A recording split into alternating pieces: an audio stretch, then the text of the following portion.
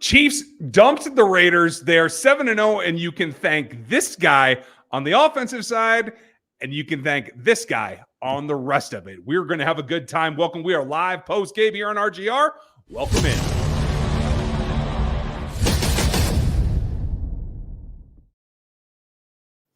Hope everybody's doing well. Another W goes a long way, right? We're a little pumped. We're a little happy. It's always good to beat Las Vegas, Los Angeles, or wherever the hell they are this week if it says Raiders on their jersey. So this is Dan Harms. I'm Ryan Tracy. Welcome in. This is RGR Football. If you happen to be somebody who found us on Autograph and our exclusive content that went up this morning, we're going to be running that. Make sure you sign up for Autograph because we're going to give you a bonus special every game day that's just on that platform. So we're pretty pumped about it.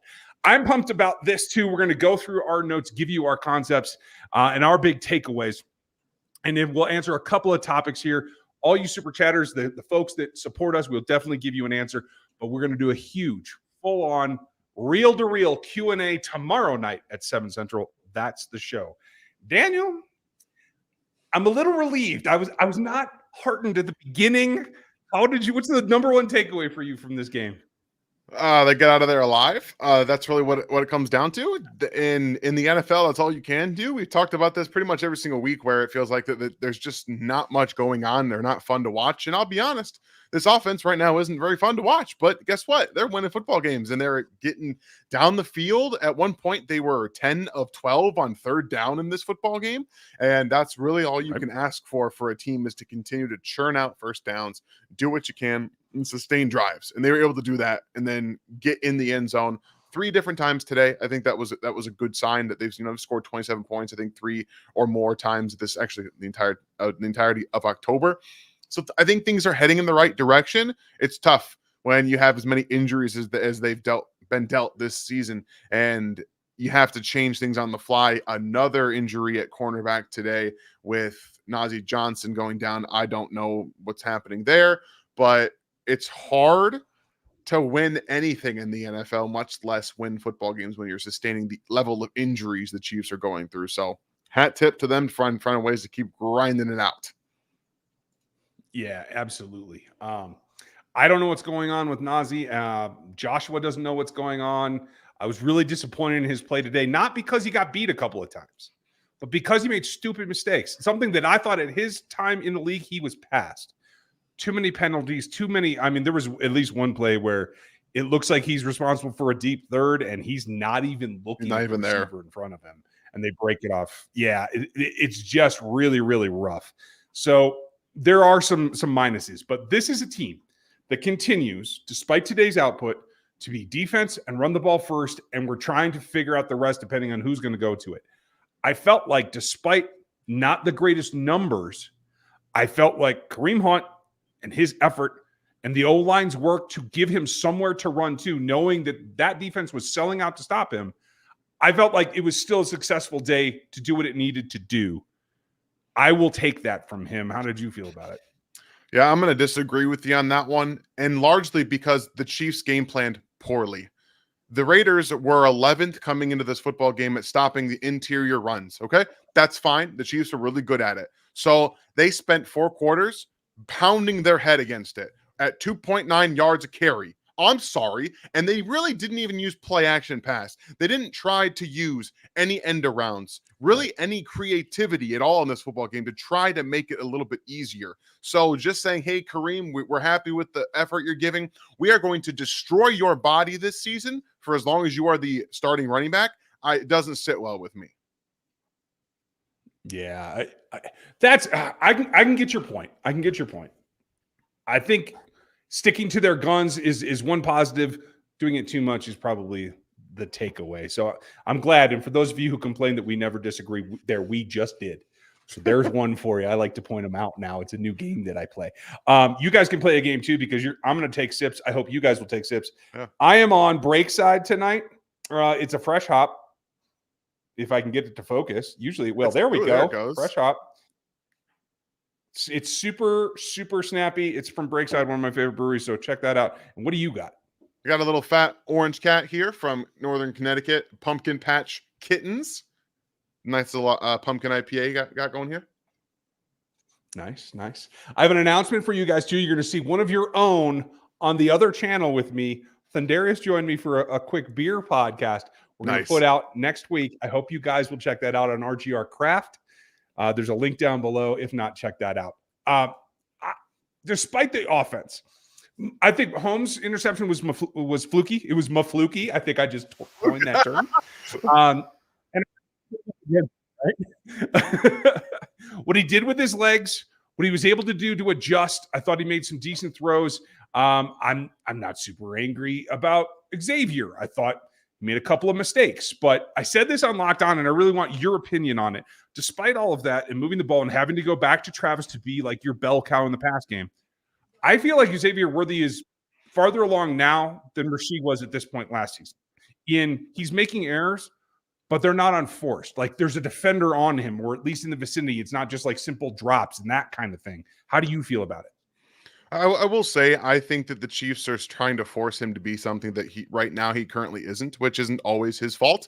It's a lot to do with the injuries that you're dealing with. And he's not a contested catch guy. That's just not his game, guys. He's 165 pounds soaking wet. So when you see him getting hit and he drops the ball, fine. It's a forced incompletion. But I see people saying, comparing him to Sky Moore, that's not even close. Sky would just drop the football, even though he has hands the size of DeAndre Hopkins.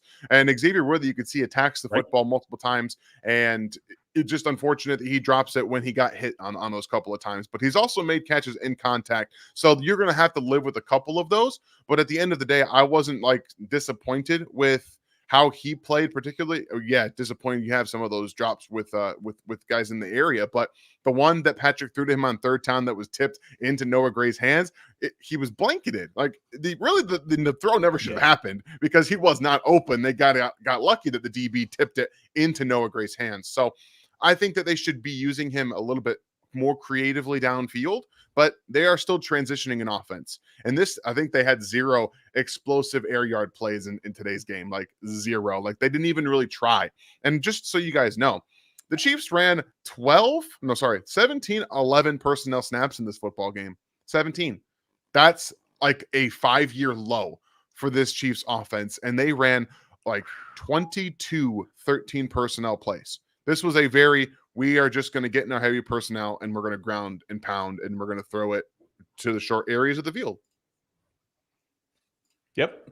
We're not pushing it. We don't need to go deep unless they break down and do something stupid, because they had a good feeling they were going to try to cram up the offense, the line scrimmage, and try to guard over the top, just like we saw. So there are plenty of options. There are a couple things they do have to fix, and we're going to get here. You were just going where I was going. Let's hit some of the super chats before I get too far behind. Oh man, that was funny. Great timing. FLDB, appreciate you, man, being here with the $10 super chat. Left tackle is awful. Why do I have a feeling that Andy is keeping these games vanilla with play calling? I'm sorry to tell you, he's really not. Patrick played much better today than with another fluky interception. Great game, 7-0, and now 3.5 games ahead of Baltimore, and I believe 2 games ahead of the Bills, which is what really matters at this point, because the Ravens are, not very good right now. It's still, I think it was funny to watch the Browns beat them after all the talk this week about how they were undefeatable. So let's just really quickly hit on left tackle, because yes, it's a problem. I mean, it's kind of been a problem all season. And you see, once again, when you don't help out your tackle, who needs help, see what happens. He's forced to do things on his own on an island. And 3 different penalties on Wanya Morris, or 4 today. I forget what happened. How many different times he was blown into the backfield. How many times he just completely had no clue how to handle Maxx Crosby. It's not his fault, right? I'm just saying it's not his fault. He's being asked to block Maxx Crosby. Fine. But I will say this performance was worse than Kingsley Suamata's against the Bengals. It was worse. And we saw Wanya Morris finish his football game. Yep. So that tells me there is 0. Yep. There is going to be 0 going back to Kingsley at this point. Andy Reid is going to stick with Wanya Morris the rest of the season. I agree with you, and I'm disappointed. I even called for it at halftime. I would have made the switch myself. And thank you for bringing it up, FLB. If you guys don't know Frankie, he's one of our mods. He runs our Discord. You can get to it through the memberships down below. Dan, you can hit that join button. Be a rookie or above. We have some special content that we put out every week. You're going to get my game notes, the whole 9 yards. But it all starts and stops in the memberships there. And if you want to help us out, if you want to support, and you want something that looks cool, grab the Rogue Nation, grab the RGR over there like Dan's got, check it all out. We have other super chats to get to, but just to play upon that, I don't know what the holdup is, but they better figure it out. I would be concentrated on Kingsley this week to start to prepare him. He's got to take over eventually. I don't disagree, but Andy Reid's, I think, thinks otherwise. Testicular Tactics, we got $2 here from me. Thank you very much. And we got another one following right up. How much are we missing Jalen Watson? Hey, Ryan, you want to handle that question? This is troublesome. You'd hope. I think Najee got out physicaled before he got the concussion. Concussion only tells you that a little bit more. But that's one thing. That has to be a matchup situation, in my opinion. That's what Josh was there for, is to take on the more physical receivers. The fact that it was Trey Tucker and Myers that were giving him the physicality, I think is a problem. We're going to see what this concussion becomes. The problem with Josh was that he wasn't concentrating. In my opinion, he was not concentrating. He didn't prepare as though he was one snap away from being the guy on that side of the field, and that's a problem for me. I like Joshua, but his preparation doesn't seem to follow along with Jalen Watson. Jalen, despite physical limitations that we've outlined before, has an ability to raise his game. Like, he will go after somebody. I remember Mike Williams early on. I remember the physicality turns him loose. Mm-hmm. Everybody else kind of backed down from it. I do think, despite a couple of problems, CRW is a rookie in his first game where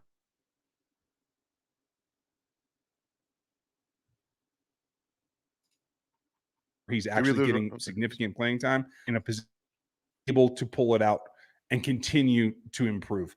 I do feel like he's just got to learn, don't juke. When you're the blitzer, I don't care if Gardner Minshew takes a sidestep. You don't change your path. You go attack him, because he was a hair's breadth from getting him down. That was my thought there as well. Yeah, for the CRW stuff, he's in position. And this Chiefs defense, I will say right now, if you guys are going to ask them to turn their head, they're not going to. They are taught to play the receiver. And they are honestly asking for the quarterback to be moved off their spot by the rush and make inaccurate throws. Because if you can make accurate throws, like we saw today from Gardner Minshew, maybe the best game of his career, in my opinion, in terms of ball placement, you're going to get catches. Because DBs are in position to make plays on the football at the catch point. And if you put it away from them, your receivers can make plays.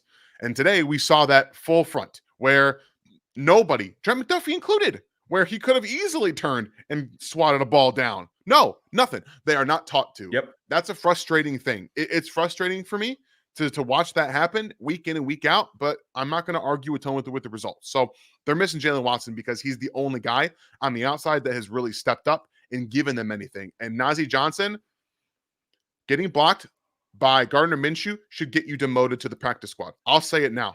Demoted to the practice squad. I don't care about the anything else. You cannot let a quarterback block you. If you see a quarterback coming at you, you go hit him. You go hit him. No, right. He didn't. He backed down. If nothing else, that's a chance for you to take a shot at their quarterback. Yeah, exactly. You got to be able to deliver the blow, not absorb one. I think that's important as well. Absolutely. Is it the quarterback's fault if the D-line deflects the ball?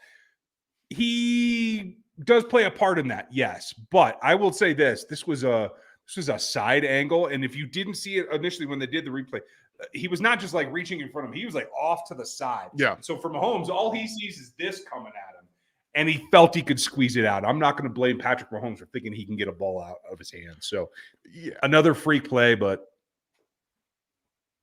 it's unfortunate. Unfortunate timing. Just what it is. You kind of can't help it at this point. He's gone 3 games without throwing the football in harm's way, and he's gotten 3 deflected interceptions. I mean, what can you do? What can you do at this point? Not much. Appreciate just tactics there. Thundarius, how about those Chiefs? 7-0, baby. That's right. It doesn't matter, right? You win. That's all that matters. Win football games. This talks about Jody. Yeah. How many different ways are we going to find to win this season? Well, they are 7 for 7 in finding different ways. So I think that's a good thing. And that's all that matters, right? Yeah. All right. Ryan's going to go. It's going to be me.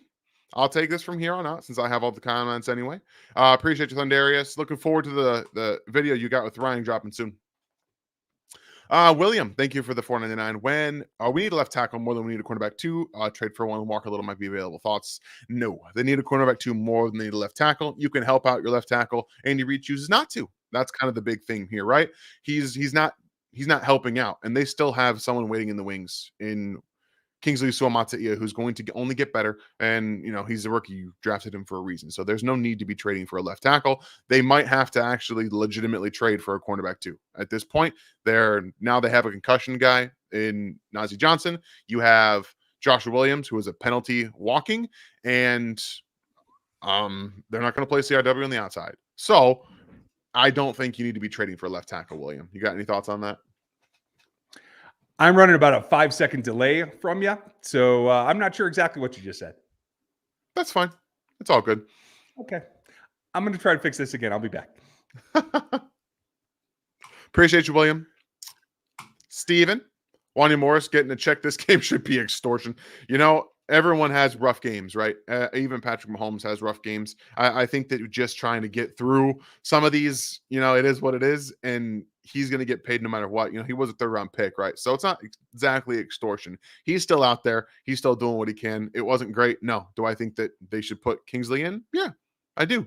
But that's my opinion, and we're going to find out how bad it gets going forward.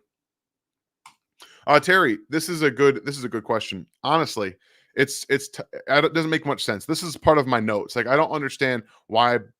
Actually, I do understand why. We'll explain it right now. So in my notes, I can't stand saying all the time, Spags, stop going to that prevent defense. The reason they do it is to drain the clock. It's all it is.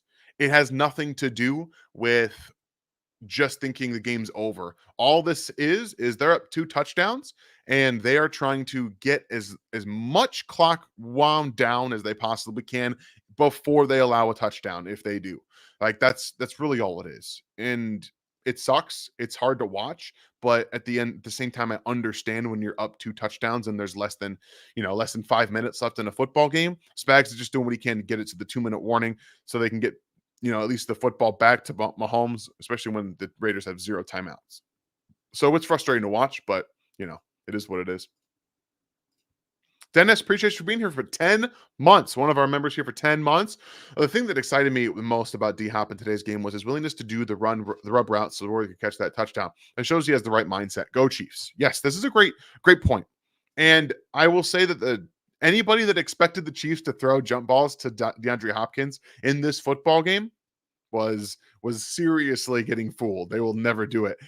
I don't even think that right now, the first month, maybe 2 months, they're going to be able to do that in this football game. But the willingness to do whatever he has to do. One thing to pay attention to as the season goes through with DeAndre Hopkins is typically he does not practice. He's not a guy that practices during the week at all. He takes them off. So if he's going to be getting into this playbook, if he starts to practice more and actually go through it and be on the field with the team during the practices, that shows you how much he cares and how much he's going to get better, because typically he doesn't do that. So I'm expecting to see him on the practice field for the Chiefs throughout his time in Kansas City, and we'll see what happens there. But definitely love that mindset right there. So we've got some more super chats here, but I'm gonna talk a little bit about some of my notes as well while Ryan is trying to fix his internet connection. But on the offensive side of the football, just really quickly, let's talk about Travis Kelce. This matchup really brings out the best in him for the most part. And I did mention the Chiefs had 22-13 personnel plays in this football game. And if we add everything together, they had 24-12 personnel plays and 22-13 personnel. That is 46 total reps. 46 of multiple tight end personnel. That's not ideal. You don't want to have to go that route, but they did find themselves needing to more, maybe scheme-wise, in this football game than most, because I think that the Raiders are a little bit undersized, and they wanted to take advantage of that. Unfortunately, they were selling out against the run. So that's what I'd love to see, play action pass off of that, right? Just be able to do a little bit more of that. And I would love to be able to get them into that situation where they're able to bring the 12 out, but then they can run play action pass off it a little bit more. That'd be great. So, just wanting to do a little bit more on that offensive side with that, just to be able to see what they do with the run game. And if they're going to consistently go to it, then use a little bit more play action. I think that they'll find that later in the season for sure. Zach, thank you for being a member for 29 months, man. Appreciate you. Love you guys. You are the best. Well, thank you. We appreciate you.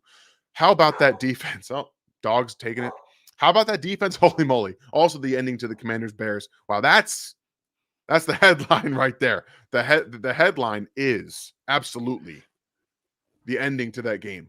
The Bears deserved to lose that football game because they got obliterated. The coaching staff is terrible. They have been, but they've been skating by on, honestly, the last month has been Caleb Williams figuring it out. Not so, and the defense being fine, but the head coach and the offensive coordinator are lost, just lost. The defense in this football game was it was okay. It was okay. When they had to have it, they were great. 3 points off of those short fields. You can't ask a defense to almost give you better than that. I expect points at that point. What about you? Yeah, no, I am 100% with you, and I think I'm back in sync as well. So knock on wood. To be put in that situation and to answer and have multiple guys. It wasn't like it was just Chris Jones like wrecking everything over and over and over. He had to play. George had to play. Pennell had to play. Like everybody was contributing. I think that's the secret to this defense is it's not just one thing. It's Joe and Steve getting this whole defense ready. I thought this was the best performance of the front seven this season yet. Because when you look at it, yes, they sent blitzes and yes, they sent DB blitzes, but they weren't the turning point plays. It was the linebackers and the defensive line that got it done. I think that's the biggest takeaway. I think this was Drew Tranquill's best football game. I'll be very honest with you. I think they started to put him on Brock Bowers a little bit more in the second half of this football game. Maybe I'm mistaken by that, but my eyes told me that he was kind of sticking to him a little bit more. And you didn't really see Brock Bowers going off in this football game like he was early on. So, and Drew was getting after it against the run as well. So I think this was maybe a confidence builder for him going forward. Also, really quickly as an aside, Ryan, do you see the star comments right now since you came back in? I do see some of them. I have DC Jayhawks up next on my list. Yep. Interesting thing. I know we're going to be off on a tangent here. If you actually drop out and come back in on StreamYard, apparently it all comes in. Okay. We'll just take it. It doesn't matter. DC X needs to hit the rice bucket. Yeah, hey, that's fair.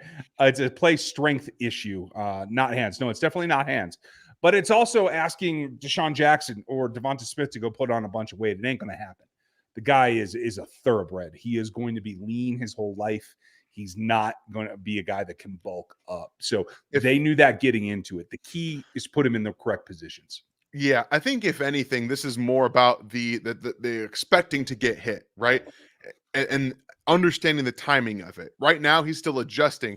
Timing is a little bit different in the NFL than it is in college, right? You catch the football, you've got like an extra half second to really get it down and tuck it before you get hit. A lot of these times, it's faster in the NFL. So I think that what we saw today were really good catching technique, right? He attacked the football in the air, but that extra half second he doesn't have right now. So he's just adjusting to that. And you're going to see this happen. Again, like Ryan said, he's not going to just put on a ton of weight. That's not his game. It's just, you're going to see some of these catches come down. You're going to see some of them not. That's unfortunately what it is. Minotaur, 38 months. Whew. Thank you very much for being here. Pretty sure I used this last week, but I love the usage of Worthy today. He had some drops, but he's learning. I will say, I believe that they need to use him more on actual throwing the football down the field still, because he's very good at that.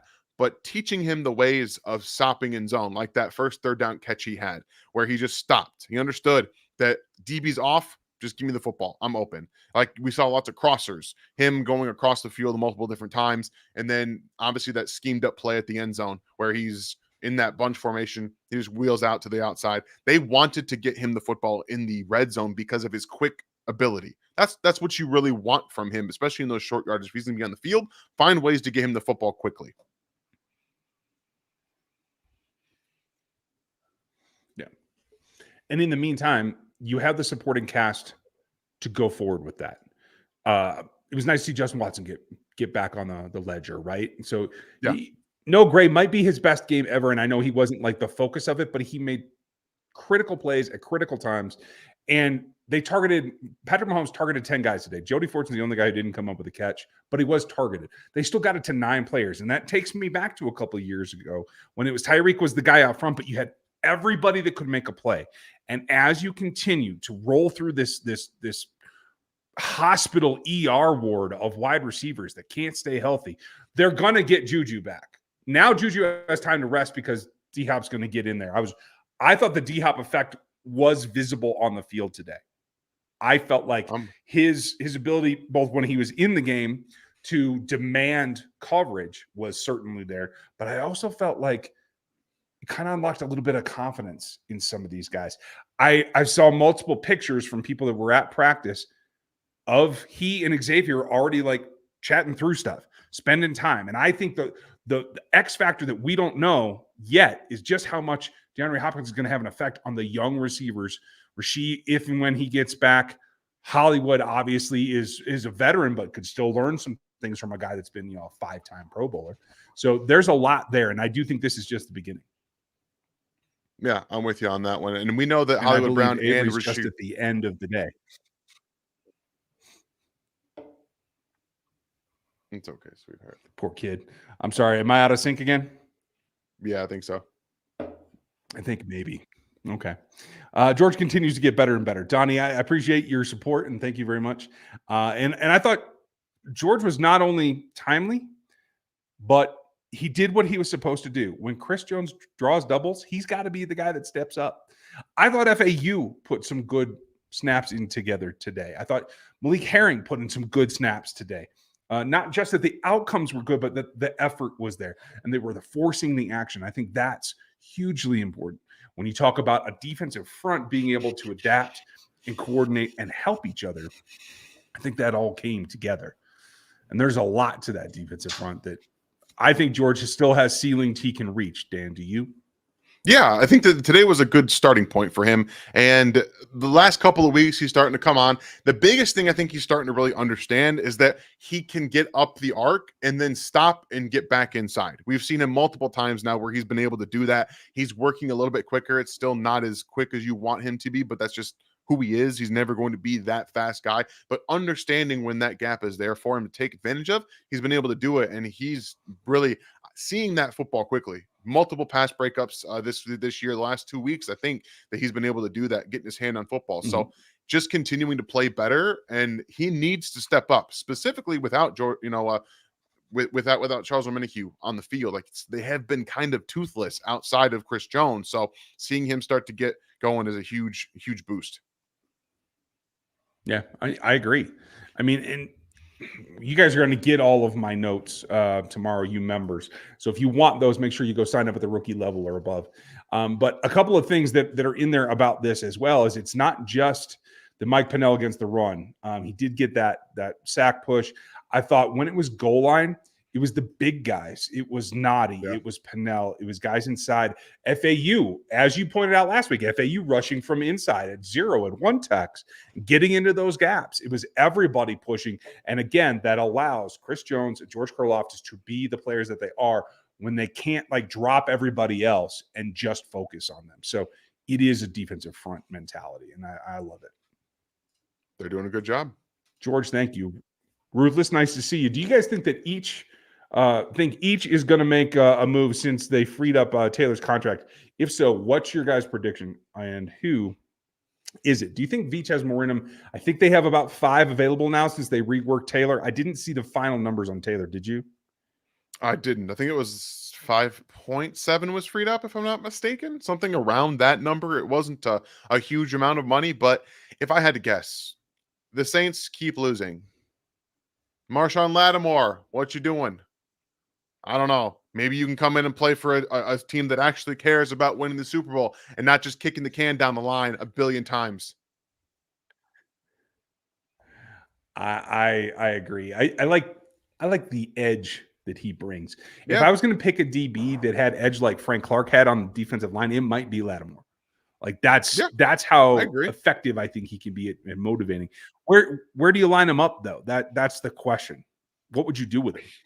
He's the outside corner next to Trent McDuffie. That's who he is. He'd be perfect But cornerback 2 in this system. but do you like him on one side or the other, or would you just like let them travel and flip flop however they want it?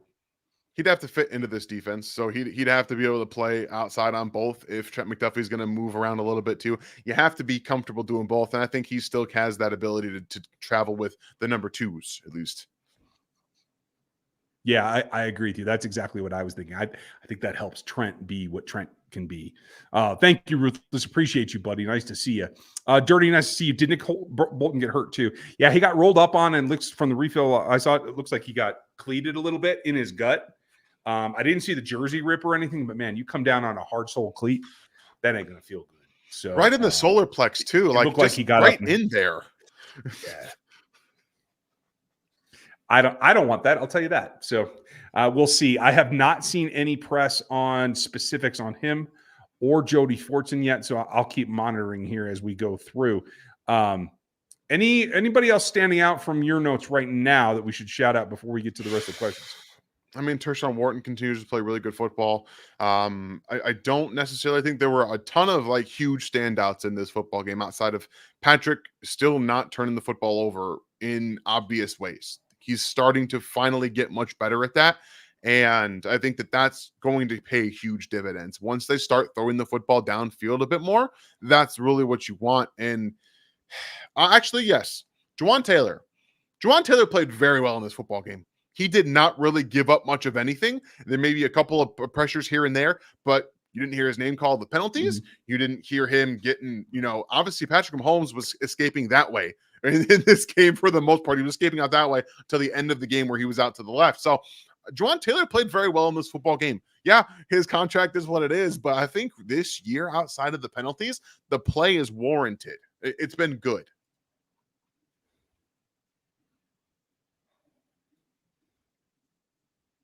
Maybe. I will take it. 10 seconds and I think, honestly, am I really? Oh, okay. This is killing me tonight. All right, let's get to Brandon's before I totally screw the pooch here. So just me, is Hopkins getting open, not just being looked at. I mean, I think what they expected isn't what they got. I think in some ways, one of the biggest things, and we talked about this beforehand, he used to be a contested catch guy. He can still do that. He doesn't have the deep speed, but what his second best attribute is, in my mind, and I think we've seen that when you have to play with quarterbacks like Will Levis, is you have to make yourself available against zone because they don't think the quarterbacks can hurt you. So they just sit back and they wait and they try to prey on what the zone busters are. DeAndre's really good at making himself available. His hands are excellent, and as we've talked about. I think they gave him a couple of passes, but they're like, holy crap, we probably could have thrown 6 more balls, but they weren't quite prepared for that, I don't think. Did you think it was anything else?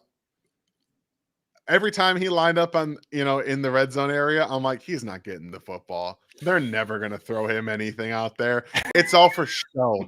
And you can tell because even the one that they threw to Jody in the back of the end zone was 5 miles above his head. Like they're just never going to do it. So at best, we can hope he gets some of the Travis Kelce stuff, like that type of red zone usage. But until like maybe a month and a half, maybe you'll see a back shoulder throw. I'm ready. I'm ready for it because I think that's how you make the most of him right now, which is what I want them to do. Another guy that stood out on my notes, and again, this was a complete defensive performance, but Leo Chanel was all over the place. He was setting the edge as the edge defender multiple times. He was chasing down from the off-ball position. He had a pressure at one point where he chased Minshew all the way across the field. We talk about it in the draft cycle all the time, you guys. So remember that play. That was so good. When we say sideline to sideline speed, Leo Chanel has that. And I sent it out to Louis Riddick and Brian Baldinger last week. Like, Leo's an elite athlete at the linebacker field position. He just didn't have the coverage experience. They even put him on Bowers today, and we're not scared. They did not try to protect him, and I think that's the biggest evolution that I see for Leo in this game. Everything. Pass rush, he was setting the edge, coverage. he's the dude right now. He is what stirs the drink in that linebacker room. It's not Nick Bolton, who was getting picked on in coverage. It's not Drew Tranquil, who's been a good supplemental player. It's Leo Chanel, who's doing everything for him. Yeah, he was all over the place. It's funny, like, what, 9 drives? Is that it? Like, I was not prepared for that. So my notes are a little bit messy here, folks. There's a lot of cuss words in them.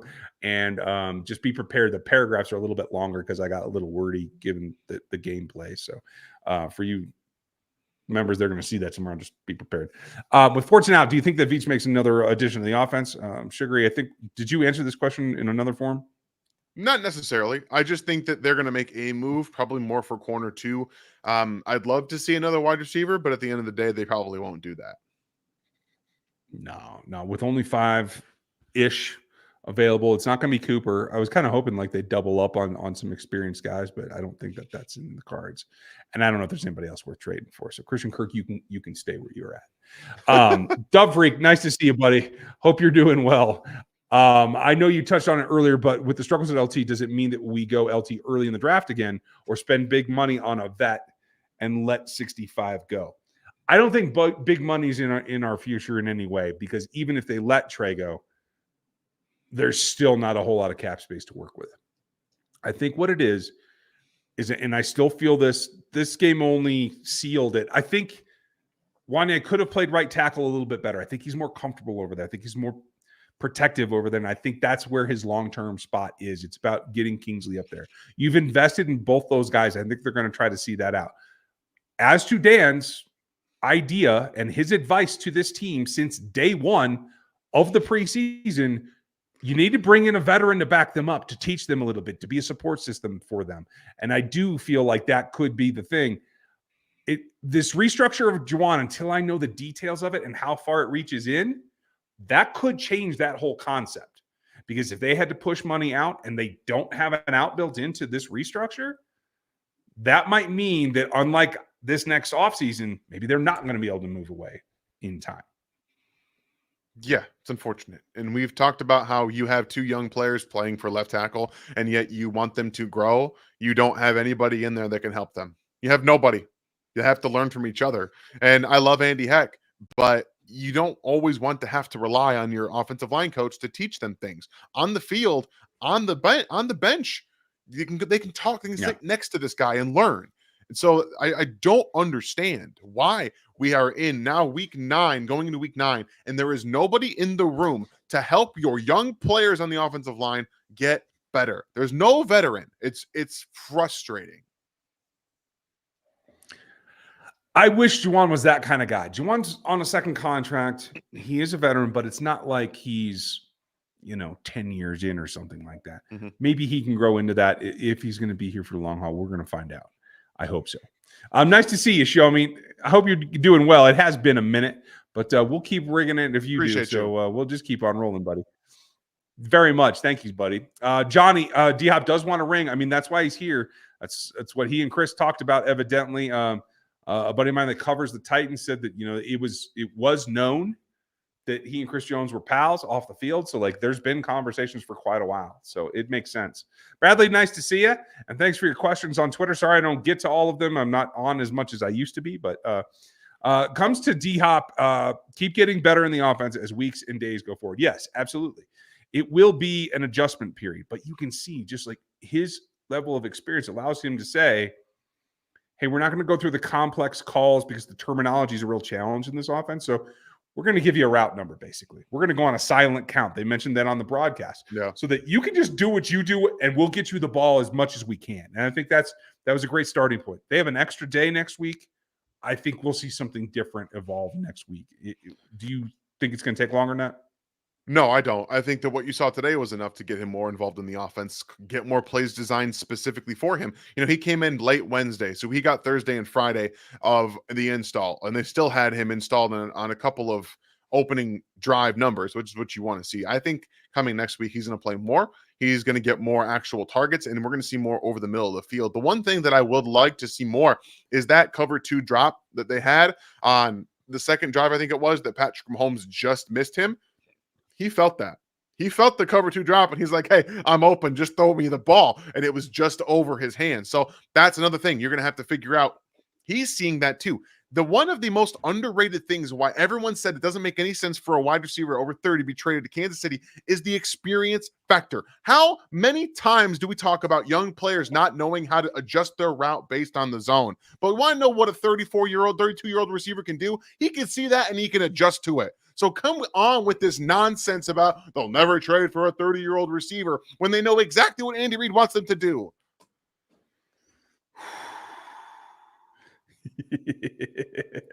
It's all right. It's going to be just fine. We got it. Craig, I'm going to jump you to the top of the list real quick just because I want to adjust it real easy. Yes, Joe Thuney is an excellent vet, but he's not a tackle. And so when it comes to being that guy on the island on the outside with a speed rusher that can run past you if you're not careful, it does change your perspective. So we're not trying to discount Joe Thuney's experience or his prowess as a blocker, but it is different between the guard and the tackle position is all that we're getting at. Notorious, nice to see you, buddy. I can see now in his limited play how D-Hop is going to be schemed wide open in this offense, and it's going to be amazing to watch defenses crumble now. You are absolutely right. And as soon as they adjust and they start to come down on the underneath where D-Hop is going to like demand that space next to Travis, that's when Xavier is going to go over the top and it's going to be glorious. Like they will start taking more shots here in the next few weeks. Tampa Bay might be a good one to go after because you can get their safeties to bite pretty damn regular. And I look forward to that because I'm not a big Bucks fan. So Notorious, thank you, buddy. Appreciate you. Dan, did you have anything to add? I'm not trying to cut you off. No, just one thing that I want to see them do is you have Xavier or Kelce on the same side of the field. You have the, D-Hop or Travis Kelce run a little curl route and then a corner behind it.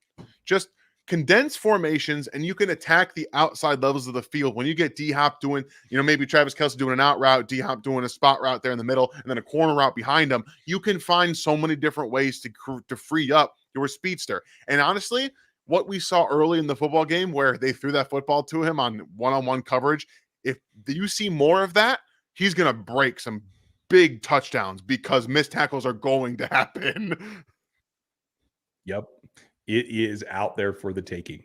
And another one from Notorious. Appreciate you. Was it me or did the refs try to help the Raiders today? Maybe a little bit. They got a little flag happy there. I wouldn't say it was specifically for the Raiders, but they were just throwing them constantly between Hicks on special teams and Joshua. If they wanted to really help them out, they would have called one of the Wanya Morris holding penalties a safety. That's what they would have done because his foot was in the end zone when he committed that penalty. So I think they got a little lucky on some of them in that regard. But at the end of the day, man, this stuff comes out in the wash, and those holding penalties amounted to almost nothing because it was like 4 yards and 2 yards. So it's an okay spot to have them. It's just frustrating when it derails a drive. Yeah, absolutely. It's about the context and the timing. Thanks, Notorious. Appreciate you. Tommy, nice to see you back, buddy. Thanks for the support. Hope you're doing well out there. I saw a lot of defensive disguises against the Raiders. Part of that seems like it's a lot of too high. We will still be able to take the top off of defense. Absolutely. Teams are going to try to keep it in front of them. D-Hop and Kelce together, and Juju as well. The three of them underneath are going to pull defenses down. They're going to go to single high, and they're going to go to more shallower drops. Until then, X will have some big plays, and then they'll back up. It's going to be this back and forth all season long, but it will definitely work. Because now, if you are a third-year player, maybe you're not so scared of Travis Kelce. He's 34 years old, but D-Hop and Kelce and Juju, these are all named guys that you grew up watching. Like that has a fear factor built into it, and I think that's going to help. They also need a little bit of time to throw deep down the field. You need a little bit of time. So what they're doing right now is they are running the football. They're committing to the run game. What is hopefully, Andy, listen, run the ball. And then once you finally lull everyone to sleep because you're running at the highest rate you've ever run, get the play action game going. And please, for the love of everything, hit some deep shots because this 5-7 yard average depth of target is killing me. It's literally killing me, even though they're winning football games. Yeah, there's no reason McCole and Justin Watson and Xavier shouldn't be running deep routes in trios. We need to get back to those levels in the deep overs and the four vert concept that was such a staple when Tyreek was here that they've been scared to do now for a while. So that's it. Can Juwan play left tackle? They've tried that. They weren't very happy with it. So I won't say that he can't, but I'll say that they don't want him to. Do you disagree? Sure. Definitely don't. They were like, yeah, we had an off season of that preparation. We're good. We're good. Yeah, they gave her a shot. I'll tell you that. Minotaur, thank you again. If you guys don't know Minotaur, 5 of you just got a free membership to this channel because of him. So cheers to you, buddy. Appreciate you getting it out there. Rogue Nation, that's what this represents right here. That is also the name of our Discord, and it is for you RGR members only, where you can get in there and talk to Stevie and FLDB and all of our core guys, and our core members are all in there. And Minotaur just opened the door for you. You're going to get a free base draft pick. You can upgrade and get in there every time that you like. Hit the rookie or above to get all the content. Appreciate you very much. Eric, love you guys. I wish I could afford a membership because y'all simply deserve it. Let's go Chiefs. Appreciate it, Eric. I wish I could give them away because I would. It's just not built into the platform, unfortunately. So bear with us, and one of Minotaur's gifts will come around eventually. I'll bet you. Thank you, Absolutely. buddy. Bradley. Lattimore should trade him from the New Orleans to Kansas City. And now imagine him in the defense, the dominance in the secondary, go like an umbrella on top. I mean, and besides that, I mean, he's going to be able to get in players' faces. You know, we still have the Bills coming. You know, Keon had a nice catch today. I didn't get to see the whole game, but like you need the physicality and quite frankly, the length of Jalen Watson against that particular receiver and against that team. So you need somebody who can bring some edge to make up for that, in my opinion. So I haven't looked at Lattimore's contract. Do you think it's even doable? I think so. I believe he has a very low base salary because the Saints just continue to restructure everything because all they do is again kick things down the line. So yeah, he should have a very low base salary. Okay, cool. Then hey, I'm down. Let's go. Let's make this happen. Can you throw me in a number 50 Colin Saunders while we're at it? Because I'd like to get Colin back, please. Just wanted to say hi from Nashville. Thank you, Tom. Good to see you, buddy. Have a beer at Legends Corner for me, will you? That's my go-to spot. Hey, guys, do you think that they make another move before the trade deadline? Basic, yay or nay? Do you think it happens? I think it will, yeah. Especially with another injury, yeah. I don't think they can afford not to. I'm leaning that way myself. And Tom's got another one in here. Let's see. Stats wise, where does the D rank now? Top 5, top 3. I believe they were 7 going into this ball game. Is it 3? Okay. No, I'm saying That's it should. awesome. My opinion. Oh, okay, cool. We will see where they're ranked here. Should have that by Tuesday, I believe. Next Gen puts that out, and that's the one that I'm kind of watching these days. Is Next Gen more than others? So I'll take their thought. And thank you again, Tom. Gen. And let's see. Last call for super chats, folks. Daniel, last comment here. I gotta ask: should the Chiefs trade for another receiver or DB? Honestly, think they should trade for a corner like J.C. Horn, Christian Gonzalez, because they're cheaper than Lattimore. Yeah, they would be cheaper, but honestly, the Patriots showed some life today. Yeah. Like, especially with a defensive-minded head coach, they're not going to trade Christian Gonzalez. There's no reason to. I love that kid. I wish he was here. But, yeah, I don't think they're going to do that. J.C. Horn might be another concept, but he reminds me a lot of a guy that could learn to play in this defense, but it's not natural to fit him into this defense. Do you disagree?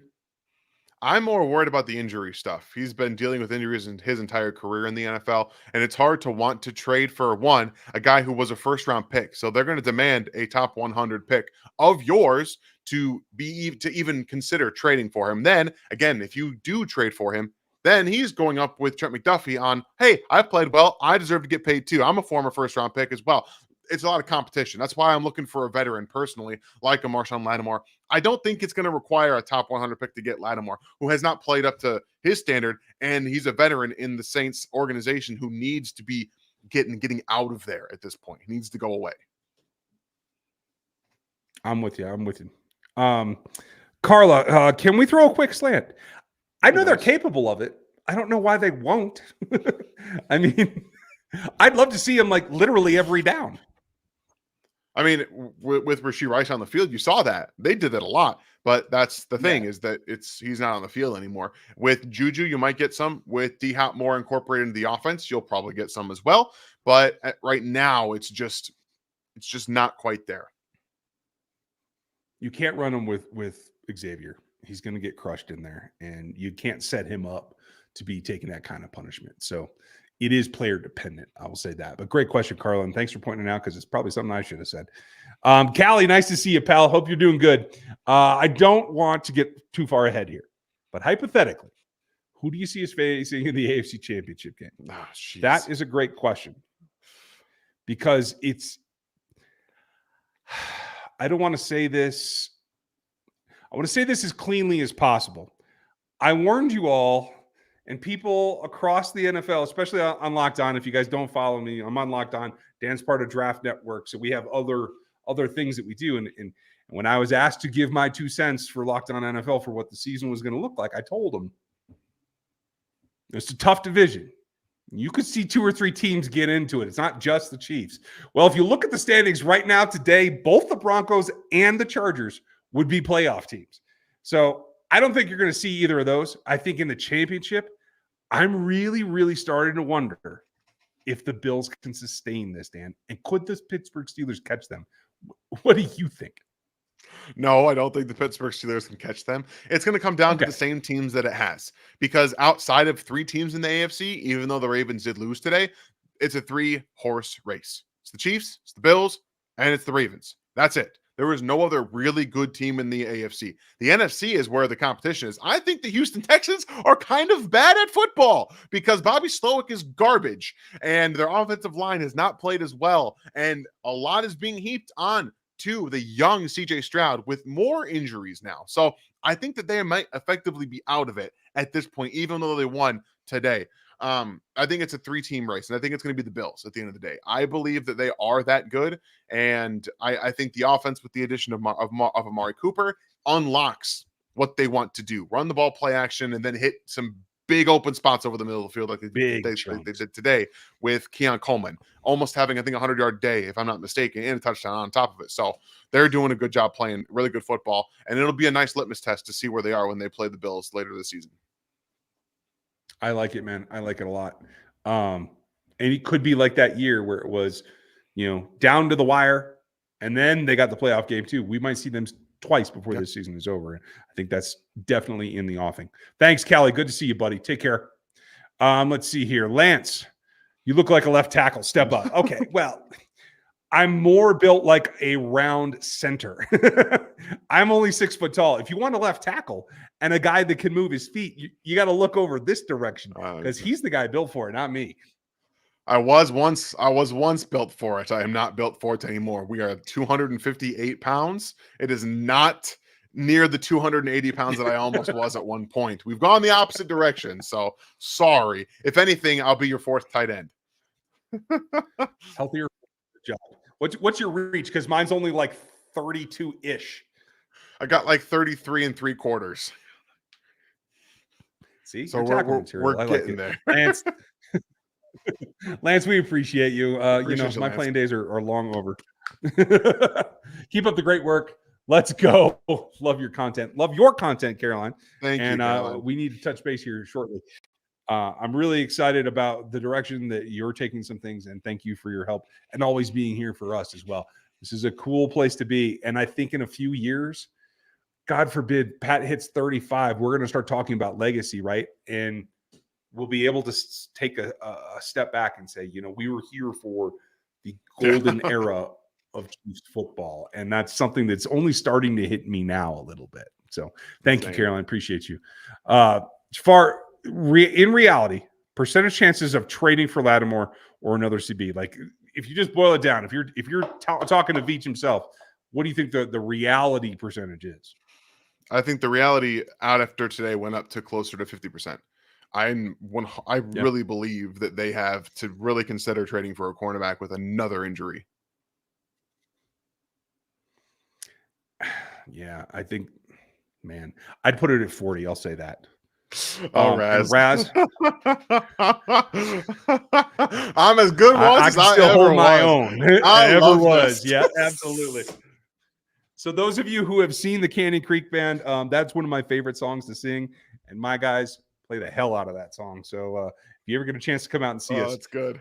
hell yeah, I love that one. Let's see, Pepe, what do we got here? Who wins a bench press at 225? Dan or Ryan? Dan by a long shot. I don't remember the Despite last the time reach I put advantage. up 225, but I don't really bench anymore. That's not really my go-to. I just I work don't the either. chest and everything like that. So it's not so much just putting 225 up. But I will say, I have a long reach. It hurts me. It hurts me. And I also have a little bit of bone spurs in my left elbow. So I can't even bend it all the way down to get to my chest. It makes it more difficult. Serious? Oh, I didn't even Yeah. know that. That's for real then, dude. Damn. Thank you, Raspberries. I'll say this. I was never a big bencher, and I think you'd still beat me despite your elbow spurs.